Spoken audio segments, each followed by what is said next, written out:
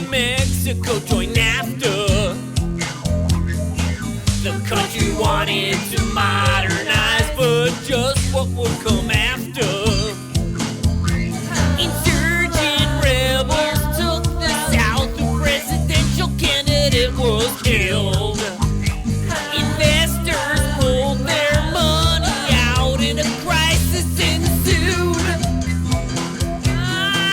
And the expats, the Yanks with their backpacks, yeah, it was quite a thrill. Opportunity to make a buck or two. Perhaps it could help out. They thought they could, no doubt. Oh man, wasn't it cool? And I was down there too, fresh out of school. Yeah. I'm here to tell you about the financial crisis that the country's going through right now. Because things are real weird here, you might not know what it means. So we're going to talk about it. Thanks.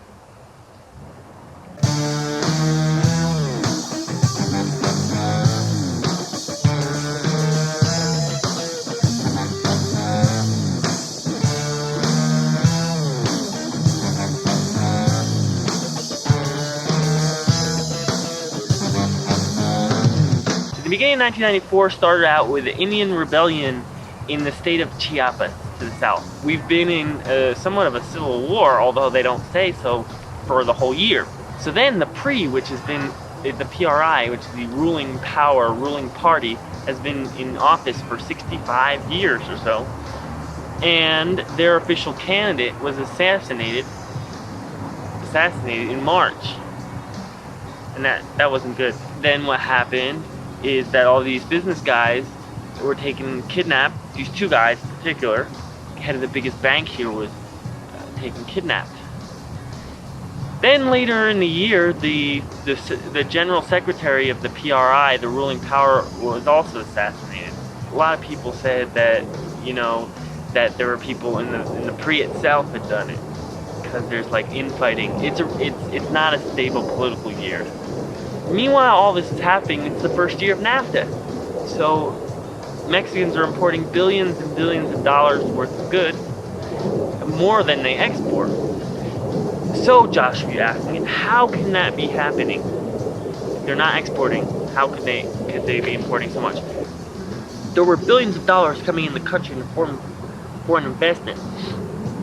But with all this political uncertainty, with the war, with the assassinations, with the kidnapping, people started to get really nervous about Mexico. And that's all it took. It just took that spark, people saying, uh-oh, what's going on? And then the money started leaving, and it did. It started leaving in droves. And then the government had to start, people wanted to change their dollars at that 3.4 exchange rate or whatever it was that had reached. And the government was dishing out its foreign reserves, its dollars, to make sure that everyone could get their money and keep the exchange rate. But they couldn't keep it up. This new president's only been in power this month, and during this month the peso has been devalued from 3.4 pesos. It was allowed to float, and it still hasn't come down. It's just floating around there. It's around 5 pesos to the dollar. So that basically means that everyone here's income in dollars was halved. Almost half.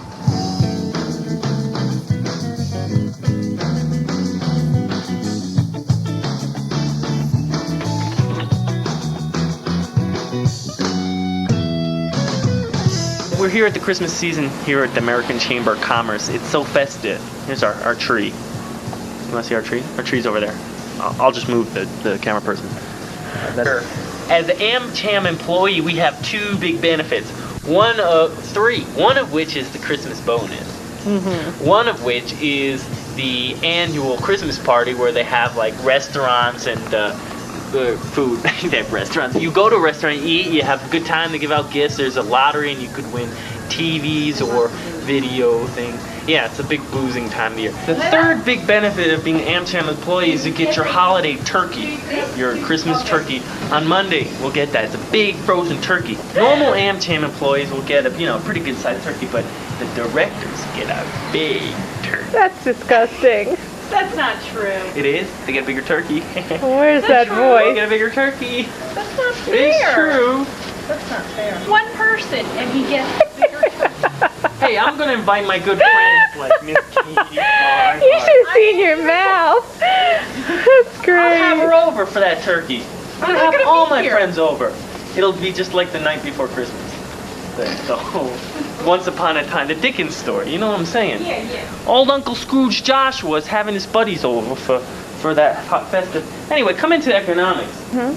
This is where it happens. This is the center of production. This is the center of productivity. I'm gonna get a shot here. This is where we have high-level meetings. These are just full of information. This is what we do here. We're papers, information. Wait, I think I got a phone call. Yeah, Mr. Johnson. Yeah, that shipment of Coca-Cola that's at the border. Yeah, we're bringing it in tomorrow. All right, thanks. Yeah.